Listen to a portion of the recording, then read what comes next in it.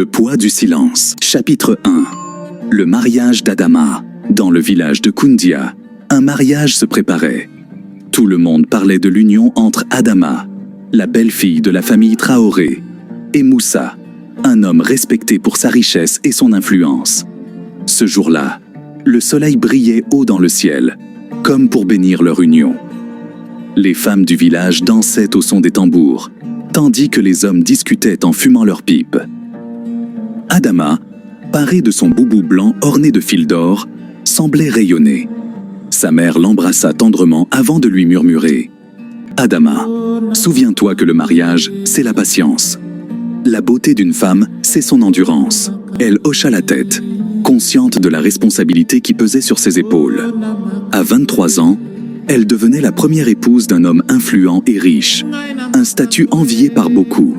Les jeunes filles du village la regardaient avec admiration, tandis que certaines, comme sa cousine Hawa, dissimulaient leur jalousie derrière des sourires forcés. De son côté, Moussa était vêtu d'un grand boubou bleu ciel, le regard fier mais réservé. Âgé d'une quarantaine d'années, il représentait la réussite et l'autorité.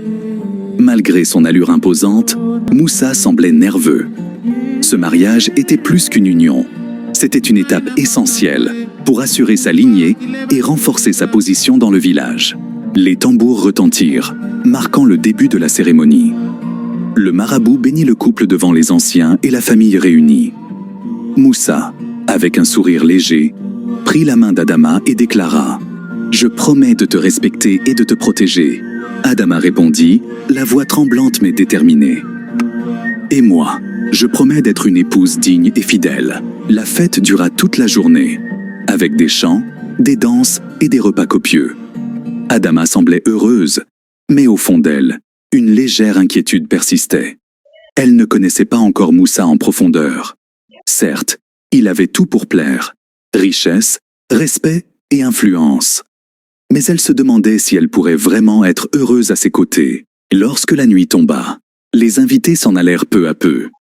Adama fut conduite à la chambre nuptiale, où Moussa l'attendait. La nuit fut marquée par une certaine distance entre eux, mais Adama mit cela sur le compte de la nervosité.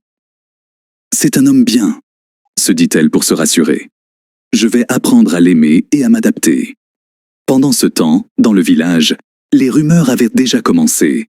Certains se demandaient pourquoi Moussa avait attendu si longtemps pour se marier. D'autres se réjouissaient pour Adama tout en observant avec curiosité la suite de leur vie conjugale.